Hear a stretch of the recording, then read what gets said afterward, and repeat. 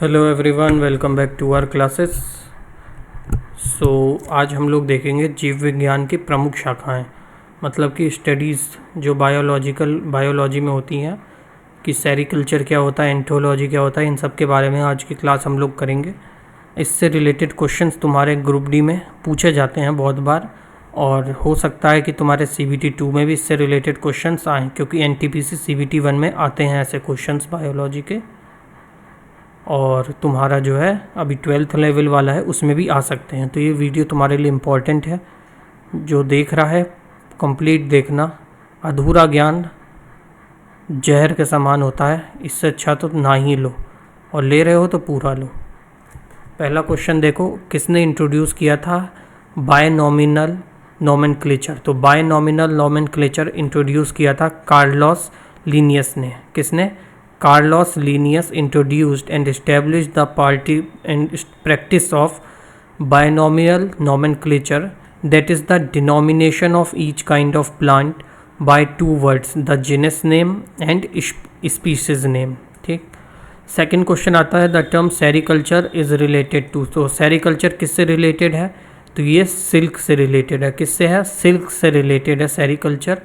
Related to silk farming. ऐसी pisciculture जो होता है फिश से है, एपीकल्चर जो है बी से है, और एविकल्चर जो है ये बर्ड से रिलेटेड है।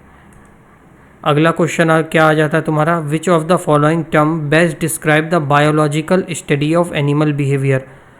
तो कौन सा टर्म है जो बायोलॉजिकल स्टडी जो कि बायोलॉजिकल स्टडी बताता है एनिमल बिहेवियर के बारे में? तो कौन सा टर्म होगा वो?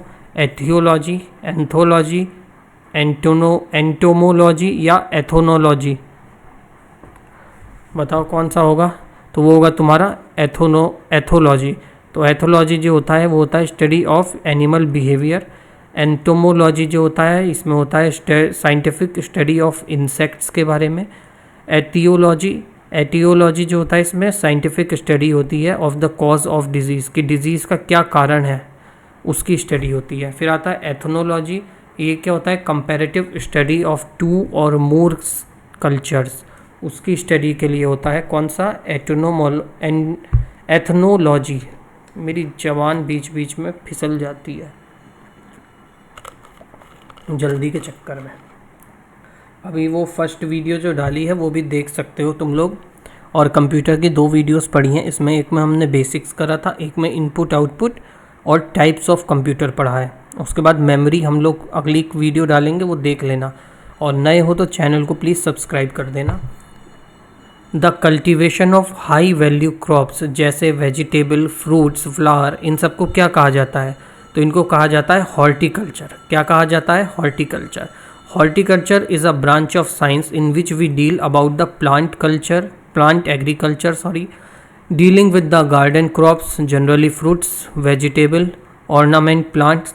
Horticulture is divided into cultivation of plant for food, pomology and olericulture, and plant of ornament ये होता है floriculture और landscape horticulture। इसके बाद देखो आ जाता है स्टडी ऑफ सेल। क्या होता है वो? साइटोलॉजी होता है। Study of cell, cytology.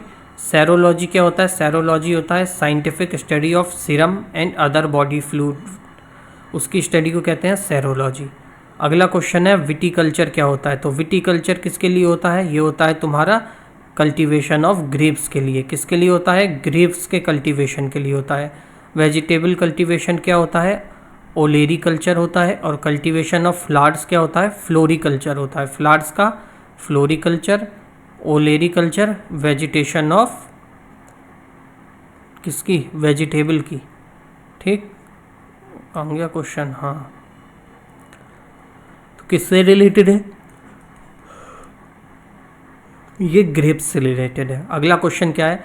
The science that deal with the relationship of various organism with their environment, उसको क्या कहा जाता है? इकोलॉजी कहा जाता है। साइंस जो डील करती है कई सारे ऑर्गेनिज्म से इन्वायरमेंट में, उसे इकोलॉजी कहा जाता है। Ecology is a branch of science that deal with the study of interaction between organism and their environment. अगला क्वेश्चन देखो क्या आ जाता है? Study of haematology, study of haematology किसके लिए होता है? ये रिलेटेड होती है तुम्हारी ब्लड से रिलेटेड। हीमेटोलॉजी किससे होती है? ब्लड से। और बोन्स के डॉक्टर क्या होते हैं? ऑर्थो वाले कहते हैं ना, ऑर्थोलॉजिस्ट। और स्टडी ऑफ बोन्स क्या कहा जाता है? उसे कहा जाता है osteology. What is morphology? Morphology क्या होती है? तो मॉर्फोलॉजी क्या होती है? मॉर्फोलॉजी में किसकी स्टडी होती है? मॉर्फोलॉजी में होती है study of biology under which shape, structure and specific structural property of organism are studies. किसकी होती है? Shape, structure. लो भैया पेन गायब हो गया, पेन नहीं चल रहा, टिंग इधर चल रहा, इधर नहीं चल रहा, चल गया। किसकी होती है? शेप की, स्ट्रक्चर और specific structure property of organism. अगला क्वेश्चन आ जाता है study related to humans. Humans से रिलेटेड स्टडी कौन सी होती है? वो होती है anthrology. Anthropology. Anthropology is a systematic study of humanity. Through this branch we understood our evolutionary origin, our distinctiveness as a species and the great diversity in our form of social existence across the world and through time. The focus of anthropology is on understanding of both our shared humanity and diversity and engaging with the diverse way of being in the world. ठीक, ये हो गया anthropology, समझ गए। इसके बाद आ जाता है study of fertiliser, development, division and variation. उसको क्या कहा जाता है? उसको कहा जाता है एम्ब्रियोलॉजी। क्या होता है? Embryology, study of biology that deal with the prenatal development of gametes, sex cell से, fertiliser, development of embryos and fetuses. फिर फिजियोलॉजी होती है, ये deal with the function and activity of life and the living matters such as organ, tissue, cells of the physical and chemical phenomena involved. इसके बाद आता है तुम्हारा genetics. Genetics की स्टडी को क्या कहते हैं? स्टडी इसमें क्या होता है? इसमें स्टडी होती है जेनेसिस से, जेनेटिक वेरिएशन की, हेरेडिटी की ऑर्गेनिज्म में। ठीक। Which branch of zoology is closely related to the study of sociology of human race? तो कौन सी होती है? वो होती है तुम्हारी एंथ्रोपोलॉजी। तो anthropology is a branch of zoology closely related to study of sociology of human race. ऐसे ही ये जू जियोग्राफी क्या होती है? Zoogeography is a biogeography concern with the geographic distribution of animals and specially with the determination of the areas characterised by specific group of animals and the study of the causes and significance of such groups. अब आता है study of disease in plants and the way in which plant resist और cope with infection. उसको क्या कहा जाता है? उसको कहा जाता है पाइथोपैथोलॉजी। क्या कहा जाता है? पाइथोपैथोलॉजी। ये क्या होती है? साइंस होती है डायग्नोसिस की एंड मैनेजिंग प्लांट डिजीजेस के लिए। अगला क्या आ जाता है तुम्हारा? देखो, under which branch of soil science is the study of effect of soil on living organism. तो लिविंग थिंग्स पर जो असर करता है उसको क्या कहा जाता है? एडेफोलॉजी। एडेफोलॉजी जो होती है इसमें स्टडी होती है सॉइल की on the living things. Agrobiology इसमें क्या होती है? Study of soil science in plant nutrition and its application to crop production. Desmology क्या होती है? Branch of anatomy which concern ligament. Which of the following is the branch of physiology and medicine that deal with the specific disease and the condition of man? तो कौन सी होती है? वो होती है तुम्हारी कौन सी? एंड्रोलॉजी, जो कि डील करती है विद द, क्यों नहीं आ रही है साला, इतना दिमाग खराब हो गया। इसमें एंड्रोलॉजी क्या होती है? Infertility and sexual diseases in man. Biology, bioecology, relationship among the different living organism and their natural environment. Astacology, study of crayfish. अगला क्वेश्चन आ जाता है तुम्हारा, क्या है? देखो,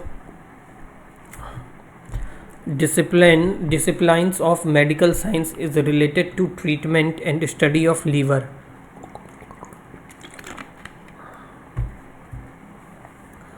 कौन सा हो जाता है तुम्हारा इसमें?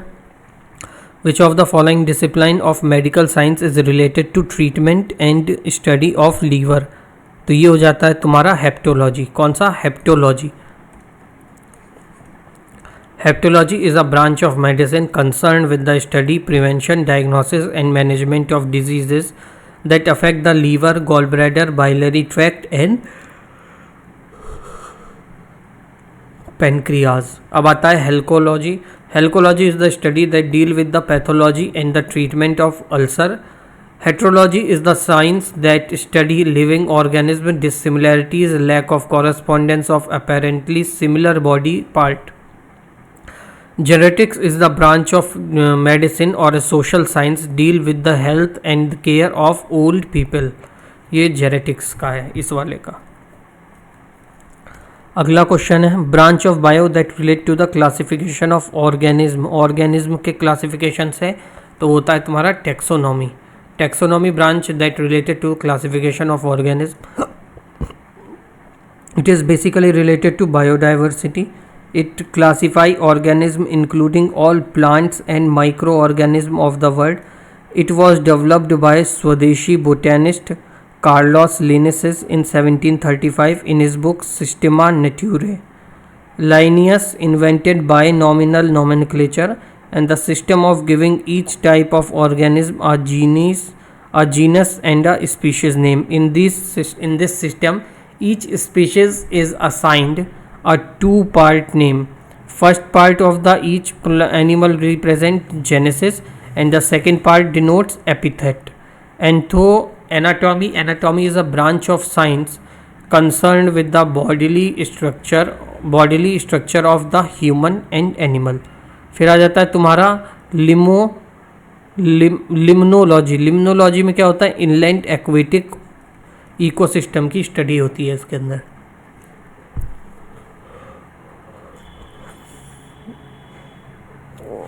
अगला क्वेश्चन है जूलॉजी के ऊपर. तो जूलॉजी में एनिमल्स की स्टडी की जाती है. Zoology is the study of animals. किसकी स्टडी होती है इसमें? एनिमल्स की. What is the branch of science that deal with the life of the possibilities of life beyond the earth. Life beyond the earth की possibilities के बारे में. तो ये है तुम्हारा exobiology. Is a branch of science that deal with the possibilities of life that exist beyond earth. Insects are studied under the entomology. Under mycology, fungi are studies, and under paleontology, the fossil of animal and plants are studies. ठीक, ये हो गया यहाँ पे तुम्हारी class का खात्मा. ख़त्म हो गई क्लास. कितने मिनट चला? 13 मिनट. एक आधा मिनट और लगेगा. Thank you so much. अगर तुमने वीडियो देखी है तो प्लीज़ चैनल को जो है सब्सक्राइब कर देना, वीडियो को लाइक कर देना, कमेंट करके बताना कोई क्वेश्चन होगा. और ये बेल आइकन होता है ऐसे कलर का कुछ, उसको प्रेस कर देना बेल आइकन को. अगली वीडियो से पहले तुमको, अगली वीडियो जब आएगी तो तुमको पता चल जाएगा. कंप्यूटर में हमने शुरू कर रखा है, उसमें 2 वीडियोस हमने जो है करा दी हैं. एक चीज़ बस ये कन्फ्यूजन में हूँ, तुम सालों रिप्लाई तो करते नहीं हो, मैं खुद से ही बातें कर देता हूँ आके, कि मैं ऐसे पीपीटी बना के पढ़ाऊँ या पूरा लिख के पढ़ाऊँ. पीपीटी से पढ़ोगे या लिख के पढ़ाऊँ? अब तुम कहोगे सालों वो बन के गीगा चैट बनोगे और कहोगे हमें कैसे भी नहीं पढ़ना. क्यों गीगा चैट हो? यही कहोगे ना सालों. पढ़ लो बे, पढ़ लो, टाइम पास मत करो. मिलते हैं अगली क्लास में. अगर चैनल सब्सक्राइब करना है कर लेना.